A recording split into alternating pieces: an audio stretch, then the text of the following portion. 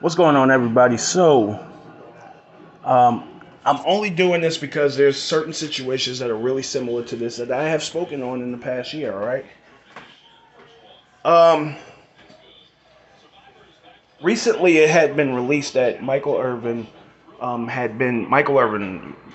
He was a wide receiver for the Dallas Cowboys years ago, or whatever the case may be, a certified bona fide um, Hall of Famer. He's currently working. Well, he was working on two networks, ESPN and the NFL Network, as an NFL analyst. Um, Recently, a woman came out and accused him of. Um, a woman came out and accused him of an interaction. I don't know if it was supposed to be sexual harassment or whatever, but an improper interaction. All right. So what ended up happening is Michael Irving essentially was canceled off of um, Super Bowl coverage for both ESPN and for the NFL Network, essentially ruining his business relationship or whatever the case may be.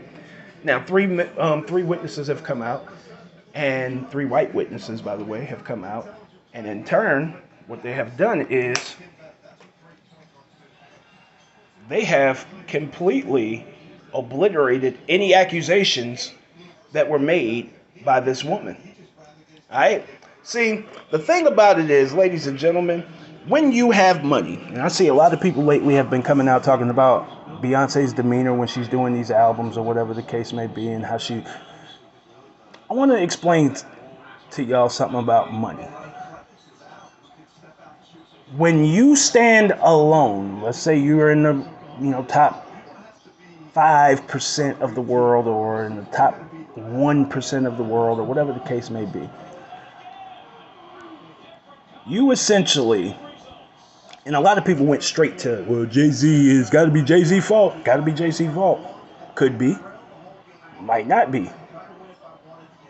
One thing they've always done, even when they was dating, is they did not let you in on their relationship until they was ready to let you in on their relationship. So they would show up at events separately, but just sit together and leave separately and all of that shit early on.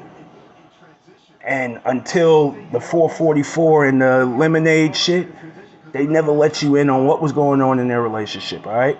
So you don't know, we don't know shit, all right?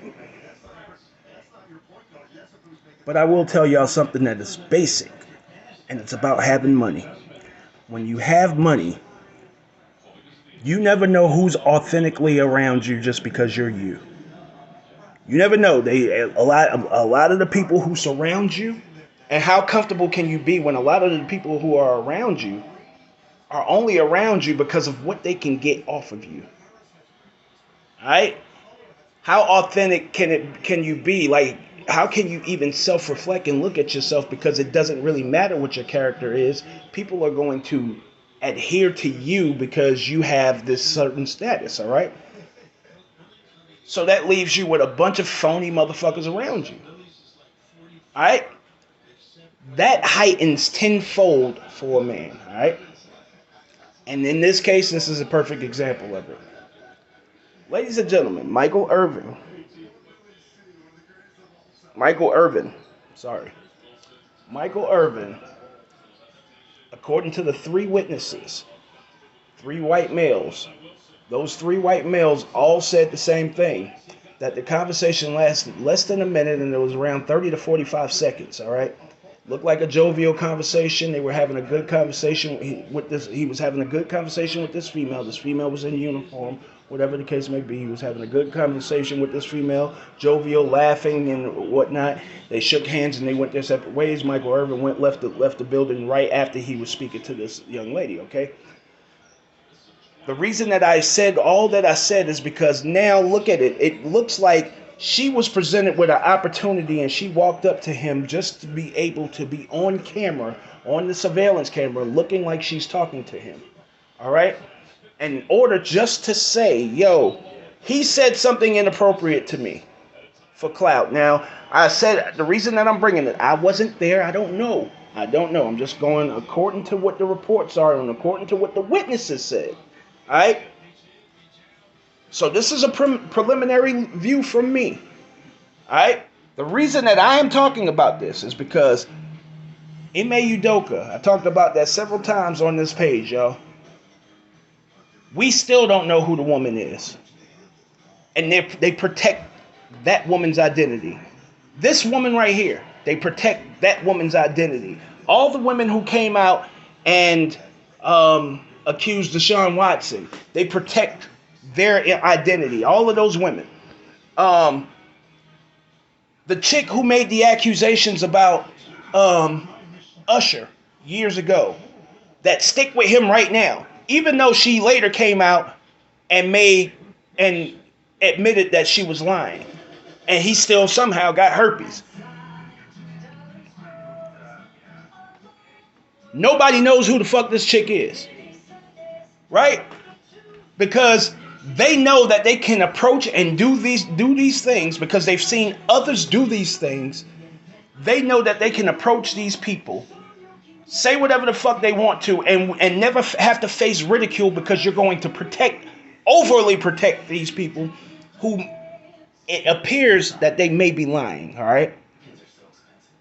Talk shit to me all you want to and say I'm victim blaming or whatever the case may be, but those women in the Deshaun Watson case, they went to the police force first. The police said there wasn't enough evidence in order for them to bring up charges on Deshaun Watson. All right? Really, what they really came out and said is there was no evidence or whatever the case may be.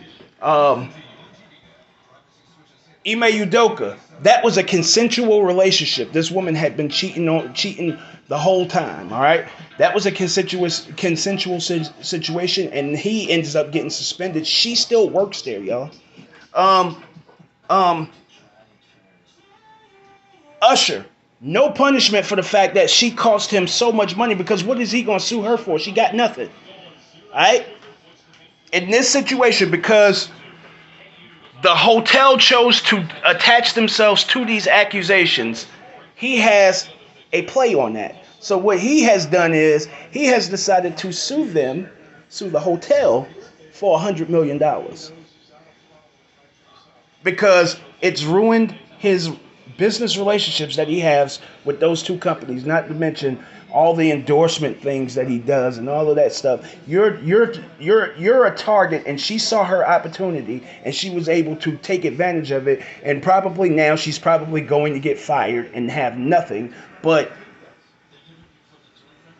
we'll never know. But the accusations, we know everything about. We know that this shit that these people are accusing this person of doing these things.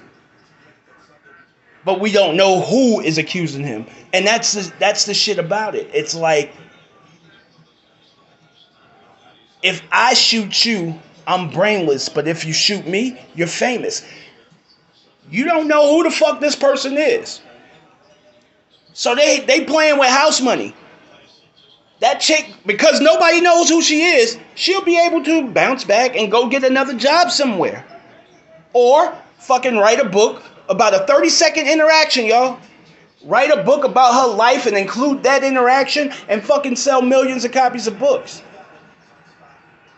Under another name. That's like the shit about it. She can even do it under a ghostwriting name.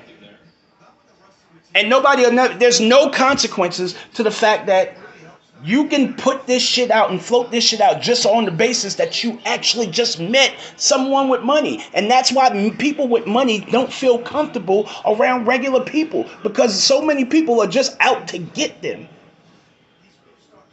And then y'all call yourselves fans. But if you get the opportunity to fucking do something like the dude who was on the airplane, who was fucking with Mike Tyson, the fucking former heavyweight champion of the world, you on there fucking with him. And then when he turn around and beat your ass, now everybody, Mike Tyson is a fucking monster. No, Mike Tyson reacted in a way that a human will fucking react. And all this dude wanted to do was get punched by a former heavyweight champion of the world. It's simple psychology to this shit, y'all. It's simple psychology. Just Fucking think. Just think. They do it right here in front of your face. Show off.